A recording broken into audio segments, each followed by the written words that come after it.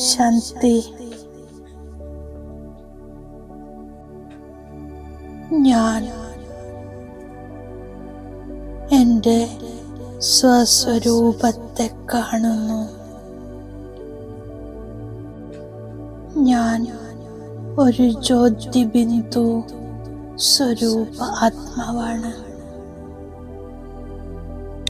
ഞാൻ ബിന്ദു രൂപത്തിൽ അനാദി സ്വരൂപത്തിൽ സ്ഥിതമാകുന്നു. ഞാൻ ബിന്ദു ബാബയുടെ കൂടെ ഇരിക്കുന്നു. ബിന്ദു ബാബയുടെ ദിവ്യ ഗുണങ്ങളുടെയും സർവശക്തികളുടെയും തേജസ്വി കിരണങ്ങൾ ഞാൻ ആത്മാവിലേക്ക് വന്നുകൊണ്ടിരിക്കുന്നു. ഞാൻ സർവ ദിവ്യ ഗുണങ്ങളും സർവശക്തികളും സ്വയം തന്നിലേക്ക് സമാവേശമാക്കുന്നു. ഞാൻ സർവശക്തി സമ്പന്നമായിക്കൊണ്ടിരിക്കുന്നു. ബാപ്പ് സമാനം ലൈറ്റ് സ്വരൂപമായിരിക്കുന്നു.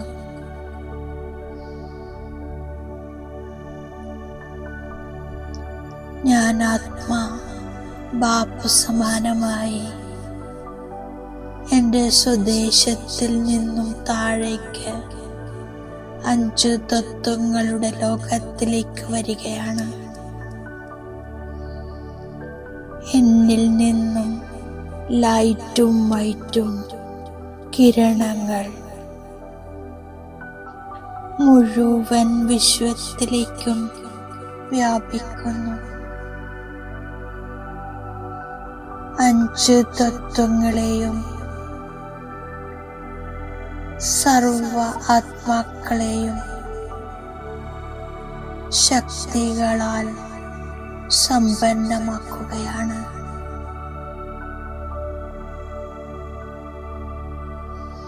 ഞാൻ വീണ്ടും താഴേക്ക് സാകാരി ലോകത്തിൽ സാകാര ശരീരത്തിൽ ഭൃഗുടി മധ്യത്തിലേക്ക് പ്രവേശിക്കുന്നു. എന്നിൽ സ്മൃതിയിരിക്കുന്നു. ഞാൻ സമ്പന്ന ബാപ്പ് സമാന ആത്മാവാണ്. സർവഗുണസ്വരൂപ സർവശക്തി സ്വരൂപാത്മാവാണ്.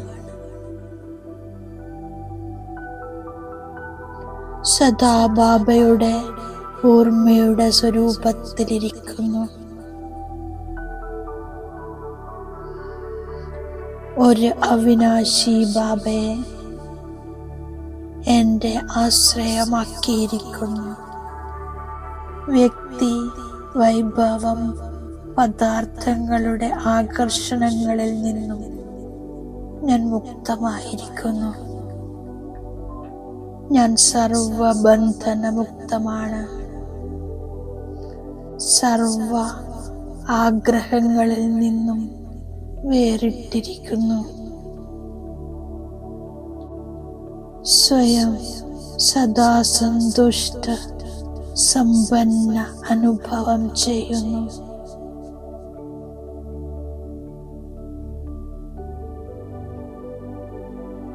ഞാൻ ബാപ്പ് സമാനമാകുന്നു. സങ്കല്പവും വചനവും കർമ്മവും 3 സമാനമാകാനുള്ള പുരുഷാർത്ഥം ചെയ്യുന്നു. സദാ പരിധിയില്ലാത്ത സേവയിൽ തത്പരനാകുന്നു. ജീവിതത്തിലെ പരീക്ഷകൾ അജല്ലടോളായി മറികടക്കുന്നു. എല്ലാ ഉത്തരവാദിത്വങ്ങളും ഒരു ബാബയിൽ സമർപ്പിക്കുന്നു. ഡബിൾ ലൈറ്റ് ഫരിസ്തയായി ഫരിസ്തകളുടെ ലോകത്തിൽ ഭ്രമണം ചെയ്യുന്നു. സദാ അവ്യക്ത സ്ഥിതിയുടെ അനുഭവം ചെയ്യുന്നു. എന്നിലൂടെ ബാബ പ്രത്യക്ഷമാകണം. ബാബ വന്നിരിക്കയാണ് നരകവാസികളെ സ്വർഗവാസികളാക്കുന്നതിന്. എന്നിൽ സ്മൃതി ഉണരുന്നു, ഞാൻ സ്വർഗവാസിയായിരുന്നു. മുഴുവൻ വിശ്വത്തിൻ്റെയും അധികാരിയായിരുന്നു.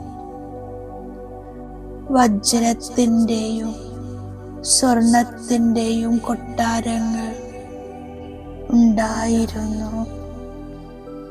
ഭാരതം ശിവനാൽ സ്ഥാപിക്കപ്പെട്ട ശിവാലയമായിരുന്നു. ഇപ്പോൾ വീണ്ടും അതേ ഭാരതം സ്ഥാപിതമാക്കുകയാണ്. ഞാൻ ഭക്തിമാർഗത്തിലെ അലച്ചലിൽ നിന്നും മുക്തമാകുന്നു. സദ്ഗതിക്കു വേണ്ടി, മൂന്നാമത്തെ നേത്രത്തിനു വേണ്ടി, ബാബയുമായി മിലനം ചെയ്യുന്നതിനു വേണ്ടി പാരലൗകിക പിതാവിനെ ഞാൻ വിളിച്ചുകൊണ്ടിരുന്നു. ബാബ വന്ന് എന്നെ പുരുഷോത്തമനാക്കുന്നു. വാസ്തവത്തിൽ ഞാൻ ശാന്തിധാമ നിവാസിയാണ്. ഈ ലോകത്തിൽ പാർട്ടഭിനയിക്കാൻ വന്നതാണ്. പുനർജന്മങ്ങൾ തീർച്ചയായും എടുക്കണം. ഈ ഡ്രാമയുടെയും സൃഷ്ടിചക്രത്തിൻ്റെയും ജ്ഞാനത്തെ ബാബ വന്ന് മനസ്സിലാക്കി തരുന്നു.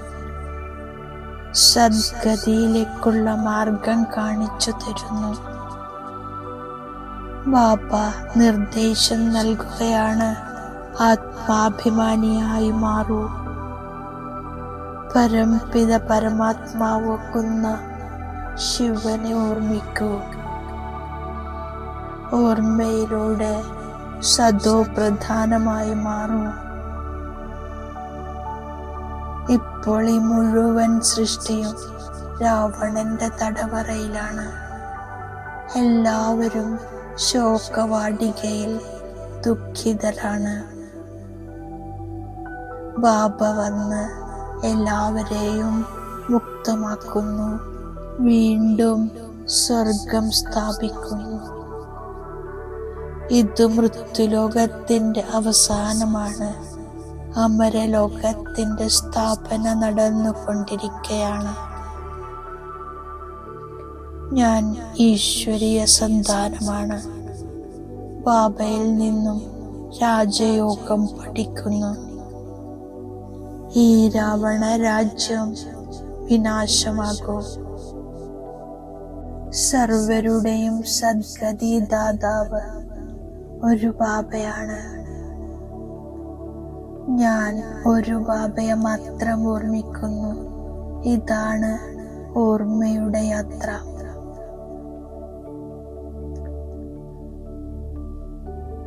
ആത്മാവ് നല്ലതും മോശവുമായ കർമ്മം ചെയ്യുന്നു. ഈ സമയം എൻ്റെ കർമ്മം വികർമ്മമാണ്. സത്യയുഗത്തിൽ അകർമ്മമായിരുന്നു. അവിടെ വികർമ്മങ്ങളില്ല. അതാണ് പുണ്യാത്മാക്കളുടെ ലോകം. ഞാൻ മുള്ളിൽ നിന്നും പുഷ്പമായി മാറി. പൂക്കളുടെ പൂന്തോട്ടം സ്ഥാപിക്കുന്ന സേവനം ചെയ്യുന്നു. മോശമായ കർമ്മമൊന്നും ചെയ്യുന്നില്ല. ആത്മാഭിമാനിയായി മാറാനുള്ള പരിശ്രമം ചെയ്യുന്നു. ഒരു ബാബയെ മാത്രം ഓർമ്മിക്കുന്നു. ഒരു ദേഹധാരിയെയും ഓർമ്മിക്കില്ല. ഞാൻ ബാബ തന്നിരിക്കുന്ന വരദാനത്തിന്റെ സ്വരൂപമാകുന്നു. നിന്ദ, സ്തുതി, ജയപരാജയം ഇവയിൽ സമാന സ്ഥിതിയിലിരിക്കുന്ന ബാപ്പ് സമാനം സമ്പൂർണരുമാക്കുന്നു. നിന്ദയിൽ അനുഭവം ചെയ്യുന്നു. ഇത് സമ്പൂർണ്ണ സ്ഥിതിയെ പരിപക്വമാക്കുന്നതിന് വേണ്ടിയുള്ള മഹിമായോഗ്യമായ വാക്കാണ്. ദുഃഖമുള്ളപ്പോഴും മസ്തകത്തിൽ ദുഃഖത്തിന്റെ അലകൾക്കു പകരം സന്തോഷത്തിന്റെ അലകൾ കാണപ്പെടുന്നു. ഇത് ബാപ്പ് സമാന സ്ഥിതിയാണ്. നിരന്തരം യോഗാഭ്യാസത്തിൽ ശ്രദ്ധ കൊടുക്കൂ, എങ്കിൽ ഫസ്റ്റ് ഡിവിഷനിൽ നമ്പർ ലഭിക്കുന്നു. ബാബയുടെ സൂചനയാണ്. വിശേഷ ശ്രദ്ധ കൊടുത്ത് ഭിന്നതയെ ഇല്ലാതാക്കി ഏകത നിലനിർത്തൂ. ഓം ശാന്തി.